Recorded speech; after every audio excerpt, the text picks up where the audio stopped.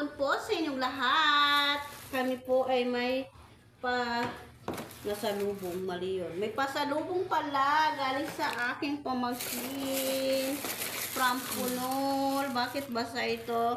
This is sitaw. Sabi nga nila, pag may tinanim, may ahanihin. Ay napakasipag ng aming auntie doon sa Punol. So, ang dami sitaw dito. Oh. Mahal ba yan ng isang bungkus ng sitaw? What else? Meron pang, what is this? Oh, this is tambo. Ay, anong tawag dito? Dabong. This dabong is naluto na? Wala pa.